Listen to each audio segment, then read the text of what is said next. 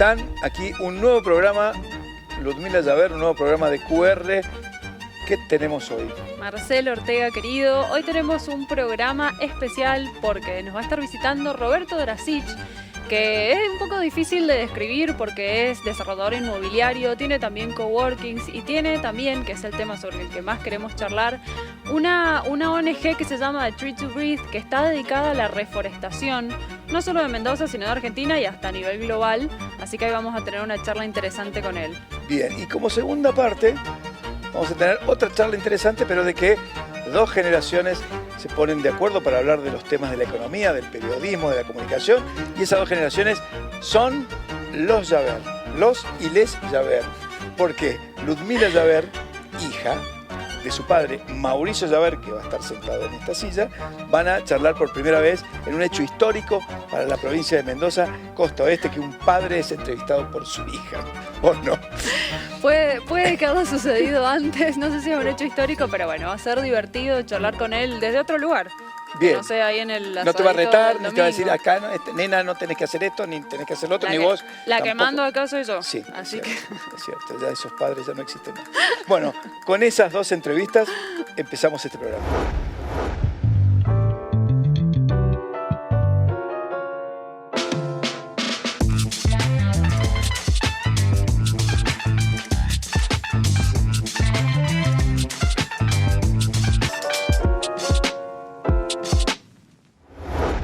bienvenido Roberto Drazic a QR, gracias por visitarnos en el estudio. Voy a empezar con una pregunta que por lo que charlamos en el backstage, creo que te va a molestar entre comillas, pero te la tengo que hacer. ¿Te considerás un emprendedor sustentable? Es muy difícil autoconsiderarse primero emprendedor y después mucho más difícil sustentable, ¿no? Entiendo que toda actividad humana tiene su impacto desde el momento en el que nacemos y no sé, te ponen un pañal y ya estamos generando un impacto. Entonces, yo no soy quien como para considerarme sustentable. Sí te puedo decir que el amor por el planeta ha sido como mi eje, mi columna vertebral, es algo que nunca he cambiado absolutamente todos mis pensamientos, mis sentimientos, lo que sea. Y lo único que mantuve es el amor al planeta, a los animales, a las plantas, lo que sea. Y nada, es algo que siempre he intentado cuidar o intentar hacerle bien, ¿no? Y contanos en qué estás hoy en esto que también lo hablábamos fuera de cámara, pero que contás que tenías muchas cosas y varios ejes que tienen que ver con la sustentabilidad, con los nuevos negocios, con el urbanismo. Sí, claro. Dale, Mira, un poquito de eso. así, si lo tirás así como a la mesa, parece todo esparramado, ¿no? Y parece muchas cosas, pero en realidad yo lo tengo como bien claro por dentro.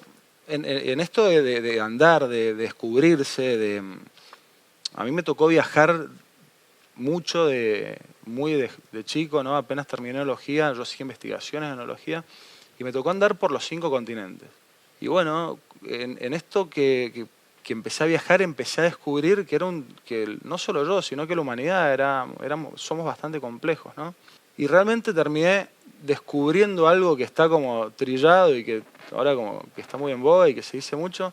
Somos un cuerpo, respondemos a necesidades físicas y también respondemos a necesidades intelectuales, ¿no? Entonces empecé a hacer cosas para alimentar estas 3 cuestiones. Básicamente es de lo que más o menos, en más o en menos, habla la economía triple impacto, pero yo lo que hice fue dividirla en función a mis sentimientos y a mis cosas, a mis pensamientos, a esto que yo quería alimentar.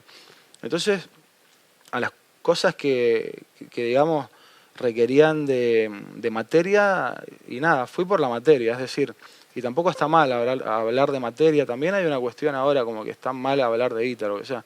Es necesario, vivimos en un mundo en el que hay que pagar la luz. Entonces me puse a laburar en cosas que realmente me dieran la posibilidad de generar algún impacto económico, ¿no? Y armé una desarrolladora de proyectos inmobiliarios con la que tengo muchos proyectos propios, desde barrios sustentables, que tratamos de hacerlo lo más consciente posible. Ahora estamos con un proyecto muy lindo en Tunuyán que se llama Estancia Uco, que es un barrio, por decirlo de alguna manera, de proyectos turísticos, vamos a construir una posada ahí. Ujú. Y bueno, también estoy haciendo strip center, qué sé yo, y varias cosas más. Eso en cuanto a lo económico, ¿no? A lo que responde a la parte física, material. cómo llenar la o lo que heladera, sea. pues. Claro. Después quería darle comer al intelecto, ¿no? Y yo siempre, más allá de que me gusta leer mucho, me quedo con charlas, ¿no? Siempre me ha gustado hablar. He disfrutado mucho hablar con personas que no conozco, en una terminal, en un tren, o en una plaza, o lo que sea. Y me he llevado grandes cosas que me han definitivamente marcado, ¿no? Entonces me di cuenta que yo soy más de lo vivido y hablado que de lo leído. Lo leído es como algo de teoría y práctica, ¿no? Y cosas que uno tiene por ahí que quizás y eventualmente después la terminás atando a algo. Pero la charla es como, el cara a cara, ¿no? Es mi pensamiento puro con tu pensamiento, y ahí nos entrelazamos y vemos qué sacamos de ahí. Entonces armé un espacio de cowork que se llama Whale, en la calle Julio Roca, en donde la intención primaria de eso era poder hablar con personas a las que yo no tenía en un principio acceso, ¿no? Porque yo estaba armando un proyecto de desarrollo inmobiliario y no tenía quizás los recursos como para contratar diseñadores, community manager, arquitectos o lo que sea, ¿no? Entonces, de alguna manera, yo teniéndolos ahí, podía charlar, tener otra visión y también hablar de cualquier otra cosa, ¿no? Eso no es un proyecto económico, sino era un proyecto intelectual. Y de hecho que sigue siendo así y tenemos charlas y nos parece súper nutritivo a todas las personas que estamos ahí. Y después, por último, nada, ese vacío, ¿no? Que yo creo que nos pasa hoy en día a muchas personas de querer hacerle bien a algo, a alguien. Y nada, armamos nuestra propia ONG que se llama A Tree to Breathe, un árbol para respirar. Lo que intentamos hacer es plantar árboles, la mayor cantidad de árboles posible. Y hemos plantado en los 5 continentes y también hacemos otras acciones como limpiezas de mares y demás. Ajá. Hemos limpiado, no sé, en Costa Rica, Sudáfrica, ahora vamos a hacer una limpieza en Gesell y también vamos a hacer una global que se han sumado ya varios países. Y también con la fundación, bueno, en la parte de forestación hemos plantado más de 8 millones de árboles. Las 2 forestaciones más grandes que tenemos acá en Argentina son en Córdoba, en Jesús María, y en la Patagonia, ¿viste? Que se prendió fuego el año pasado. Sí. Entonces, bueno, tenemos grandes vínculos con grandes instituciones que nos ayudan a que esto pase, ¿no? Es interesante lo que planteas de que por ahí no un solo emprendimiento tiene que cumplir con estos 3 requisitos que vos mencionabas, porque por ahí, y es hasta una complicación bastante grande, muchos emprendedores caen como en esa presión, digamos, de que su emprendimiento sea económicamente sustentable, pero que también sea sustentable a nivel ambiental, y por ahí simplemente no es factible. O sea, por ahí no se puede tener una empresa que te rinda a nivel económico, que es importante, que tiene que suceder, y que a la vez también sea amigable con el medio ambiente. Me gusta porque me estás buscando la boca. Lo comparto de alguna manera. No te lo quería decir, pero lo comparto. Para mí la gran responsabilidad... Mirá que yo tengo una ONG en la que se quiere sumar gente, en la que se quieren sumar empresas, pero muchas veces cuando viene alguien a sumarse a nuestra fundación, yo siempre le pregunto, más allá, porque nosotros tenemos, por 200 árboles plantamos un árbol en Córdoba porque tenemos una capacidad de producción de 2 millones de árboles anuales, en Córdoba solamente. Entonces por 200 pesos yo te puedo plantar un árbol. Es decir, que vos tenés, este programa puede agarrar, darme 1000 pesos y plantar 5 árboles, ¿no? Entonces estás compensando, y estás compensando y lo puedes mostrar, y es genial que lo muestre, que plantes 5 árboles. Ahora, si por otro lado nosotros hacemos un montón de lío, no sé, estamos generando plástico o lo que sea, y vos me estás usando a mí solamente como para mostrar que de alguna forma tengo una responsabilidad ambiental y plantar 5 árboles, a mí no me parece, ¿no? Para mí debería ser mucho más complejo. Es decir, te preguntaría qué hacen acá, te preguntaría qué hacen en sus casas, si reciclan, no, lo que sea. Y creo que ese es el cambio real e importante, el personal. Después el que traslademos a la empresa tiene que ser en función y con la raíz del tipo que va detrás. Yo no te puedo decir, planto 5 árboles, en mi casa no reciclo. Creo que la responsabilidad que tenemos hoy, y más en una situación tan crítica que está viviendo nuestro país, el mundo, lo que sea, la responsabilidad social que tienen es pagarle a las personas que trabajan con ellos o lo que sea, tratar de alguna manera y de alguna forma subsistir como empresa. Es muy difícil hoy en día subsistir como empresa, ¿no? Creo que esa es la gran responsabilidad social. Después, cuando está aceitada la cosa y está andando, yo creo que sí es un paso importante tratar de ser responsable social y económicamente. Siempre lo es, pero al principio mirando que tu empresa funcione con un nivel de conciencia, decir, bueno, no estoy haciendo mal, tu empresa tiene que funcionar. Y después, una vez que ya tenés tu empresa funcionando y aceitada y que esté andando y que puedas pagar, digamos, los sueldos a las personas o lo que sea, que están laburando con vos, después sí vemos qué más le vamos sumando como para que eso sea sólido y no se caiga al año o a los 2 años. Siempre preguntamos en el programa, ¿cómo te imaginas dentro de 10 años? Viejo. No, mentira. Pero más allá de la edad, ¿cómo te imaginas en tus emprendimientos? ¿Cómo te imaginas en el lugar donde estás?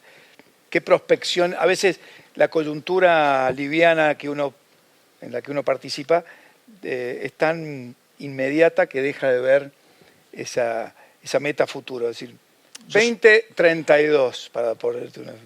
Mirá, yo soy una persona que habían pasado cosas increíbles en la vida.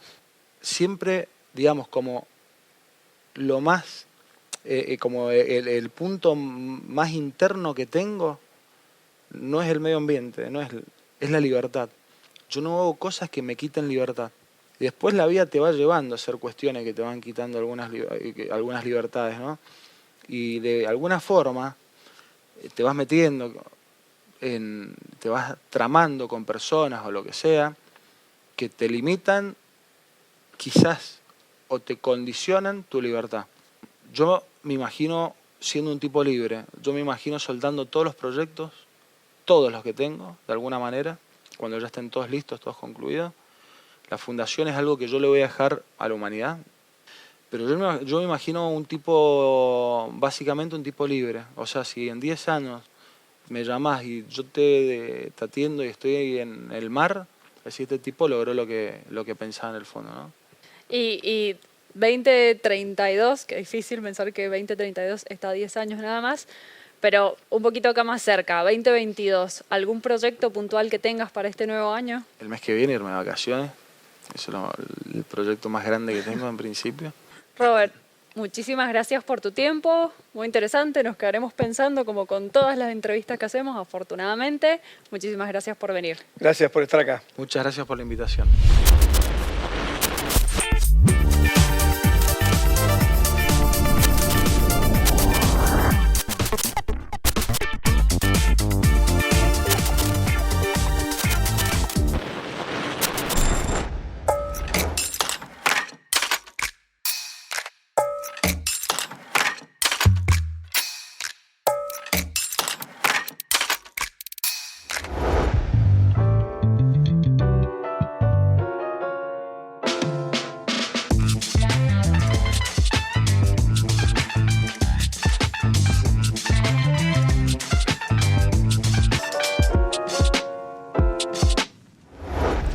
Estamos ahora con una nota muy especial y distinta para mí, porque mi entrevistado es Mauricio Saber, quien además de ser el director periodístico de la revista Punto a Punto y el creador de la newsletter de Mauricio Saber, es también mi creador. Bienvenido. Coautor sería. Coautor, bienvenido, padre, a QR. Bueno, muchas gracias, un placer estar aquí. Muy buena idea de la producción. ¿Cómo se siente estar del otro lado de una entrevista? Rarísimo, nunca me imaginé, pero bueno, es muy lindo y es un gran orgullo que me estés entrevistando. ¿Alguna vez te imaginaste que tu hija te iba a entrevistar en televisión? No, y menos en televisión, pero bueno. ¿Cómo es ser periodista en esta época en la que el periodismo cada vez está más supeditado a los clics, al rendimiento en Google? Dificilísimo porque para los más veteranos, me da un poco de impresión decir veteranos, pero ya lo soy, veterano en la profesión, digo, estamos ante un cambio de paradigma. Es decir, todas las cosas que nos enseñaron en la facultad y lo que me enseñaron los maestros en el diario Los Andes, en mi caso, cuando empecé en el periodismo gráfico, ha cambiado absolutamente. El giro es total. Nosotros básicamente trabajábamos con la idea de no hacerle perder tiempo al lector cuando leyera algo nuestro y ahora la idea es capturar el tiempo del lector, entonces hay que escribir de una manera distinta, titular de una manera distinta, tratar de captar la atención de una manera distinta, así que es un cambio de paradigma y estamos en eso. ¿Y cómo has hecho para mantenerte relevante?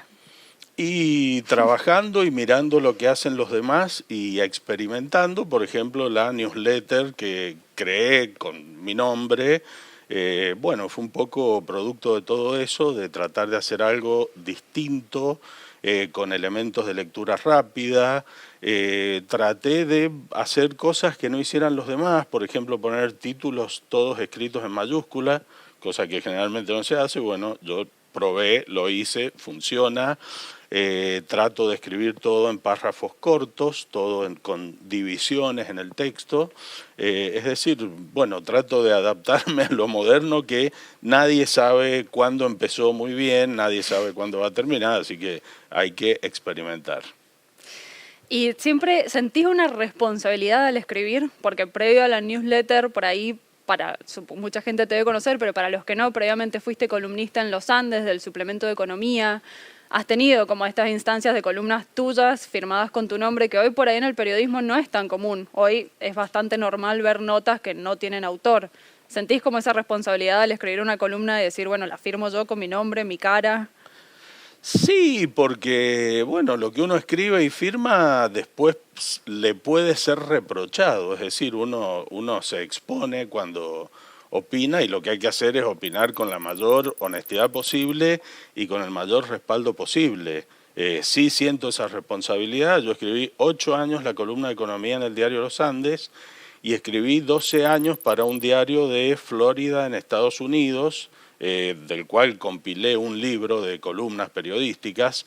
Entonces hace más de 20 años que escribo columnas con regularidad y bueno, estoy acostumbrado a eso, pero sí, siento que no puedo decir macanas porque está mi nombre y mi foto. Y un detalle que a mí me encanta de tu newsletter, y también me lo han comentado otros, como para traerle un poco de objetividad al asunto, que es que les gusta como las distintas temáticas que se tocan, porque por ejemplo me dicen, me encanta que habla de economía, habla de política, pero después menciona un libro, menciona un poema, habla de un vino, habla de algo que comió. Es como que un poco has logrado ese posicionamiento de no solo el periodista de economía o de política, sino también como de cultura en general, y ni hablar de vinos. Sí, porque siempre fui curioso. Vos podrás haber visto lo que es la biblioteca de mi o tu o nuestra casa. Doy fe que es una biblioteca, 1000 libros por lo menos hay. Sí, muchos más. Muchos Sí, más, pero, soy muy pero mala calculando. lo que importa es que los he leído, ¿no? Más que la cantidad que hay. Pero siempre fui muy curioso y me interesaron muchas cosas. Entonces acá encontré un formato en el cual, bueno, puedo escribir de todas esas cosas, creo que con cierta dignidad, sin hablar macanas, de cosas muy distintas, y me parece que ese fue el gran acierto del newsletter. Yo traté de buscar algo diferente, porque si no todas las columnas son siempre similares, con un mismo formato, y bueno, esto me permite expresarme tal cual soy, donde puedo opinar de las cosas que me interesan en la vida, que son muchas, y bueno, ese formato invertebrado me da esa posibilidad. Hay un problema con las columnas de periodismo clásico y es que generalmente el tema que domina en la columna dominical es el último tema dominante de la semana. Es decir, si el viernes ocurrió algo importante, generalmente la columna del domingo está basada en lo que ocurrió el viernes. Y en una de esas el lunes o el martes o el miércoles o el jueves había ocurrido algo importante y que en el largo plazo va a tener más trascendencia de lo que ocurrió el viernes. Pero eso queda atrás porque se escribe sobre el tema dominante. Bueno, yo con esto lo que busco es tratar de reflejar todo lo que me pareció de interés en la semana, independientemente de en qué día ocurrió.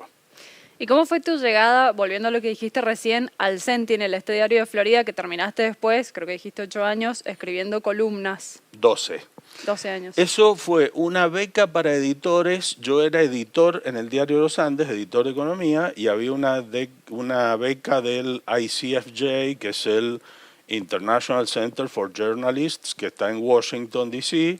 Era una beca para 10 editores de periódicos de todo el mundo, y bueno, me presenté y quedé. Que te presentaste, perdón, ahora yo voy a hacer la parte babosa. Te presentaste y lo escribiste en inglés, que fue también como un diferencial. ¿Tu presentación no fue que la escribiste en inglés? Claro, pero era uno de los requisitos, escribir como una columna en inglés, porque de esa manera te medían tu nivel de inglés. Y después me acuerdo que un día estaba en el Diario de los Andes y estaba mi compañero al lado y atiende el teléfono y dice, che, acá hay uno que pregunta por vos, está hablando en inglés. Y bueno, y tuve una conversación telefónica con la persona que definía las becas, o una de las personas, Patrick Butler, me acuerdo el nombre. Y bueno, charlamos un rato y después me dice, bueno, sí, tenés un nivel de inglés suficiente como para venir, así que, bueno, fue una gran beca porque estuve en el Washington Post, en el New York Times, conocí a Bob Woodward, que fue uno de los periodistas del Watergate, y después estuve 4 semanas en el Sun Sentinel de Fort Lauderdale, que además es una ciudad maravillosa, es como mi segunda ciudad en el mundo desde entonces, y después abrieron un diario en español. Este diario se llamaba The Sun Sentinel y era en inglés, se escribía en inglés. Después abrieron uno en español a finales de ese mismo año y una editora que me había conocido me dijo, bueno, ya que escribís en español, nos gustaría que fueras columnista. Y bueno, escribí durante 12 años una columna semanal. Que ahí también escribías de todo. Bueno, de hecho en el libro que está es la recopilación de las columnas, están como categorizados, porque hay de política, de economía, de viajes, de música, de series, de comida. Sí, ahí aprendí mucho lo que es el periodismo en Estados Unidos. Pues primero tenía una columna sobre temas sudamericanos, de lo que quisiera, pero tenían que estar circunscriptos a Sudamérica. Y tenía 500 palabras por columna. Después, a los 2 o 3 años me dijeron, bueno, te hemos ascendido y pasas a ser columnista de tema absolutamente libre, del tema que quieras, y me daban hasta 650 palabras. Y ahí aprendí que cuando escribía 650 siempre me editaban alguna palabrita, entonces yo mismo me hice el esquema de dejarla en 600, que sabía que ahí no me tocaba ni una palabra, así que tenía ese formato, ese chip en la cabeza. Y sobre el vino también, porque entre tus newsletters también tenés como una subsección o una newsletter aparte que es de vinos. ¿Cómo fuiste metiéndote en ese mundo al punto que hoy sos un referente en la provincia, al menos de vino y de periodismo del vino? Mi carrera periodística empezó en la sección de economía del diario Los Andes en el año 91 y fue paralela, por suerte para mí, a la gran transformación del vino en la Argentina. Entonces muchas de las noticias de negocios que yo escribía o de economía tenían relación sobre todo con las inversiones que se dieron en esa época. Empezaban a llegar grandes bodegas, grandes marcas mundiales, entonces bueno, empecé relacionándome desde el punto de vista económico con el tema, pero me empezó a gustar el vino y empecé a tomar y bueno, cuando a mí me gusta algo empiezo a leer, a informarme, entonces me fui metiendo en ese mundo y después tuve la suerte en el año 2011 de hacer un programa In Vino Veritas, que se terminó transformando como en un programa de culto, que lo hicimos con Alejandro Vigil, Marcelo Pelleriti y el José Bamonde, y bueno, fue también como un formato totalmente distinto en el que tomábamos vino mientras grabábamos el programa, tocábamos la guitarra, hablábamos pavadas, y al mismo tiempo hablábamos en serio, porque con gente así como el Ale y el Marce, cuando hablabas de vino, hablabas en serio, así que bueno, fue un programa que todavía muchos me preguntan cuándo lo van a volver a hacer y no descarto nada. Pero bueno, una cosa fue llevando a la otra y la verdad que después cubrí muchas ferias internacionales en distintos países. Hemos hecho viajes juntos a Napa Valley, por ejemplo, es decir, en Francia fuimos a Bordeaux. Bueno, la curiosidad me fue llevando a conocer más y bueno, cuando quise acordar ya era un periodista del vino también. Ahí dijiste curiosidad y lo mencionaste antes, y yo siempre, creo que alguna vez te lo conté, no me acuerdo cuál de mis amigas me llevó a la casa familiar, digamos, y estabas vos leyendo en el jardín, que para el que no lo conoce es una imagen bastante habitual en casa, y me dijo como, esa es la imagen que yo tengo de tu papá siempre, sentado en el patio, así leyendo. Y volviendo a la curiosidad, ¿se puede ser periodista sin ser curioso? ¿O se debe ser periodista sin ser curioso? Yo hablo por mi experiencia. A mí lo que me llevó al periodismo fue la curiosidad, porque siempre me gustó leer mucho, informarme. Yo quería viajar, desde chiquito quería viajar, era lo que más me interesaba, pero movido por la curiosidad. Yo leía un libro y bueno, después tenía que leer otro y buscar un mapa. Si leía algo sobre un país, me gustaba saber a dónde estaba, la historia. O por ejemplo, yo escucho una canción y no puedo escucharla así nomás, tengo que saber sobre el grupo que la toca o que la canta, en qué álbum sale, de qué etapa de la vida de ese grupo o artista es el disco. Bueno, siempre fui así. Para mí hacer periodismo es una cosa natural porque es mi canal de expresión para todas las cosas que me interesan. Y solo hablo por mí. En mi caso no podría ser periodista sin tener la curiosidad que tengo. Y si tuvieses que decir, es una pregunta que creo que va a ser complicada, un disco y un libro que te hayan marcado. No sé, son muchos libros, pero a ver, el primero que me viene a la mente es uno de Hermann Hesse que se llamaba Knulp, un librito chiquitito que leí cuando era adolescente, y tenía una frase donde Knulp, que era el personaje, estaba en la casa de un amigo que se llamaba Rothfuss, y la frase más o menos decía: Rothfuss miraba a su excéntrico amigo que solo le pedía a la vida el poder contemplarla y no sabía si pedía poco o demasiado. Entonces, poder contemplar la vida, simplemente contemplar la vida puede ser poco o puede ser demasiado. Y bueno, te diría que ese libro, esa frase que me la acuerdo, no sé, no voy a decir cuántos años después de haberla leído, eso sí que me marcó. Y discos un montón, pero a ver, no puedo dejar de mencionar el Sgt. Pepper de los Beatles, o bueno, canciones como Penny Lane, que curiosamente salió como un single en su momento, y que bueno, me llevaron hasta Liverpool con tu mamá, que fuimos juntos, así que bueno, esos son recuerdos fuertes. Bueno, papi, padre Mauricio, no sé. Papá, gracias por venir. Ha sido una experiencia divertida. Espero que te hayas sentido cómodo. Muy cómodo, muy cómodo. Y un brindis con vinito que, bueno, obviamente en tu caso, en nuestro caso, no puede faltar. Gracias. Bueno, gracias a vos, sí, hija. me hace un asadito esta noche. Pero con todo gusto, mi amor.